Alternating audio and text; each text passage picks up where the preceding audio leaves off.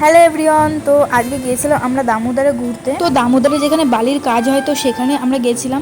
অনেকে হয়তো ভাবছে যে আমরা মনে হয় বালি কিনতে গেছি বা বালির কোনো কাজ করতে যাচ্ছি। আরে না, এই সমস্ত কিন্তু কিছুই না। দেখো আমরা দেখতে দেখতে আবার চলেও এসেছি। আর এদিকে কিন্তু আমার বাবার জন্য ভাত নিয়ে এসেছিলাম। আর দেখো এটা দেখে মনে হচ্ছে যে এটা কোনো একটা রাস্তা। আমার বর কিন্তু এদিকে তার শ্বশুরের জন্য দেখো ভাত নিয়ে যাচ্ছে। এটা দেখে তো আমার অনেকটাই ভালো। আমরা কিন্তু গাড়ি নিয়ে এসেছিলাম, গাড়িটা রাস্তায় রেখেছি, এত কাদা তার জন্য গাড়িটা নিয়ে নামিনি। এখানে কিন্তু আমরা হেঁটে হেঁটে যাচ্ছিলাম। তারপরে একটা মজার ঘটনা ঘটেছে, তো তোমাদেরও সেটা বলি।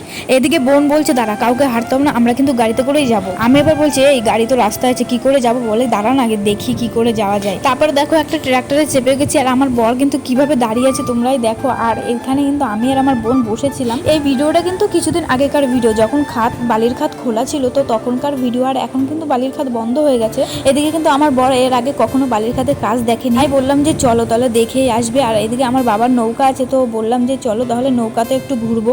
আর এই দেখো কত সুন্দর লাগছে না, গাড়িগুলো কিন্তু পুরো জলের মধ্যে নেমে গেছে। আর ওখান থেকে কিন্তু বালি নিয়ে নিয়ে মানে গাড়িতে ভরছিল। যে যাই হোক এরকমই কিছু একটা হচ্ছিল, আমি দূর থেকে দেখলাম। আমরা কিন্তু অনেক আশা করে গেছিলাম যে নৌকায় একটু ঘুরবো, একটু চাপবো, কিন্তু সেটা আর হলো না। এসে দেখছি যে বাবা এই মাত্র নৌকা নিয়ে বাড়ি ঘাটতে চলে গেছে। তারপরে আর কি এখান থেকে একটুখানি ঘুরে ফিরে তারপরে বাড়ি চলে গেলাম।